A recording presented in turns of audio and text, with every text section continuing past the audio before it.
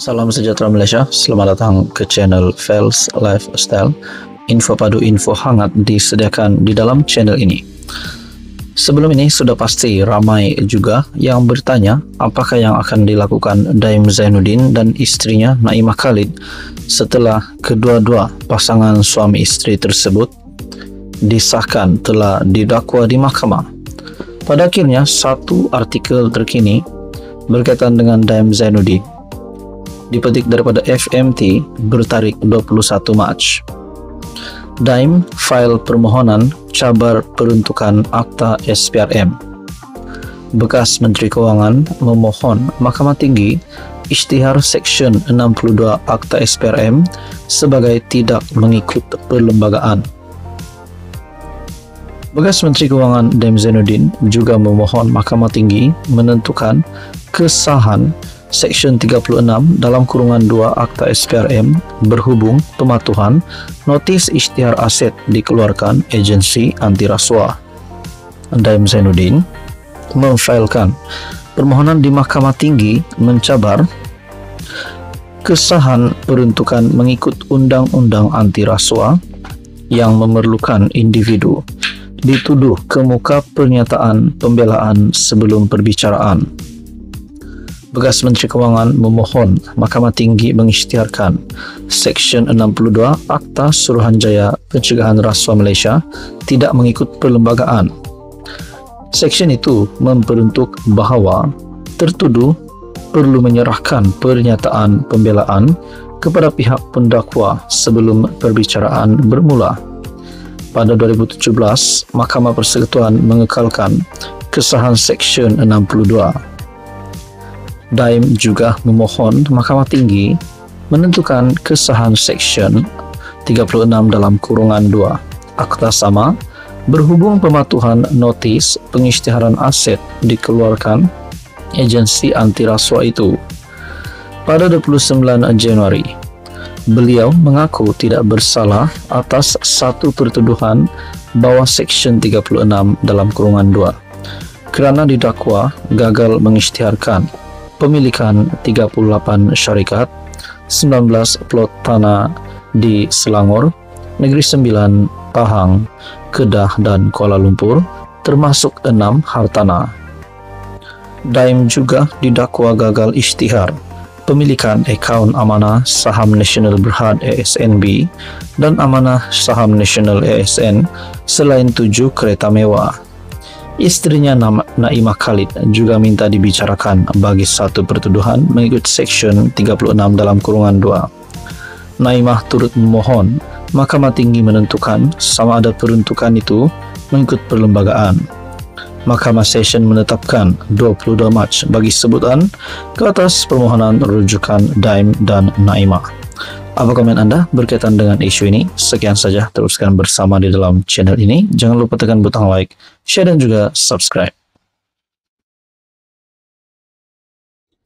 Halo semua, salam sejahtera Malaysia. Selamat datang ke channel Fels Lifestyle.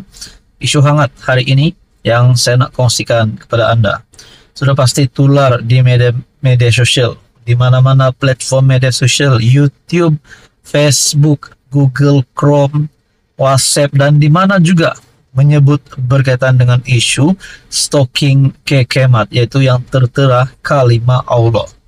Dan ini satu perkara yang amat sensitif dan perkara ini tidak boleh menjadi ikutan. Saudara-saudara, kita hidup di Malaysia ini berbilang agama, berbilang kaum, berbilang bangsa. Nah, kita perlu menghormati satu dengan yang lain. Nah, saudara-saudara, terdapat satu maklumat hari ini yang bagi saya pasti memberikan kejutan besar kepada politik Malaysia dan juga istana negara. Baginda yang di Pertuan Agong ke-17, Sultan Ibrahim, sudah bertitah berkaitan dengan perkara ini. Bahkan yang di Pertuan Agong ke-17, Sultan Ibrahim, sudah disahkan murka berkaitan dengan isu ini. Nah, terdapat satu lagi kejutan. Terdapat satu dapatan ataupun maklumat yang saya lihat daripada harapandaily.com bertarikh 19 Mac. Penghinaan kepada raja-raja dibuat secara terancam. Isu penjualan stalking tertera kalimat Allah. Dilihat coba diambil kesempatan oleh pihak tertentu dengan melakukan penghinaan secara terancang kepada raja-raja. Tersebar banyak hantaran di Facebook daripada pengguna berbeza yang menggunakan ungkapan sama susulan kes yang disiasat polis, membabitkan penjualan stalking itu di kedai serbaneka Kekemat di Sunway Selangor. Bila jadi isu Kekemat ni, baru aku sedar kat Malaysia ni hina Raja Sultan lebih sensitif di mata pemimpin berbanding hina Allah dan Islam ya, kata kenyataan itu. Seperti yang saya akan kongsikan di dalam video ini juga. Ungkapan tersebut dikenal pasti muncul dalam sejumlah akaun pengguna Facebook dengan sedikit perubahan pada beberapa perkataan tertentu. Perubahan itu seperti kita bagi menggantikan aku dan hina kepada sentuh isu. Kenyataan yang dibuat oleh pihak tidak bertanggung jawab itu dilihat cuba memainkan sentimen isu 3R, yaitu agama, kaum diraja di media sosial. Dan ada satu perkara yang saya nak kongsikan di dalam artikel perkongsian daripada harapandaily.com ini.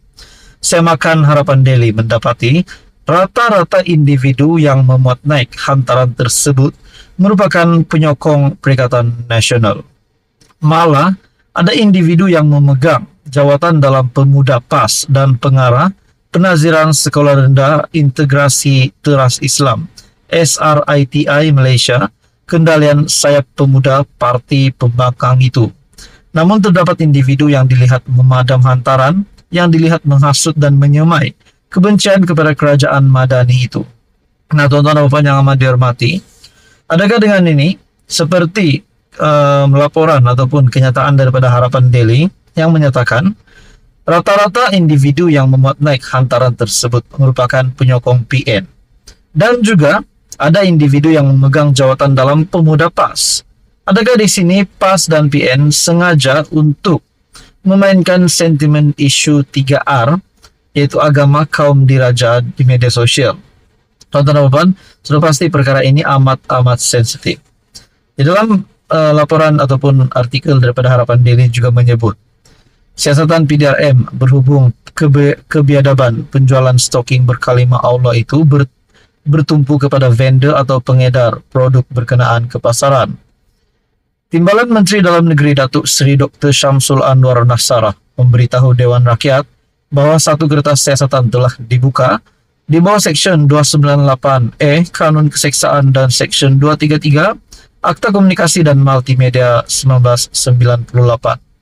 Nah, saudara-saudara, adakah di sini penyokong PN dan juga PAS yang membuat kenyataan ini sebenarnya sengaja untuk memainkan sentimen isu 3R, dan adakah mereka ini sehingga boleh disiasat berkaitan dengan isu ini? Apapun, kita berdoa yang baik-baik supaya perkara ini dapat diselesaikan dengan baik.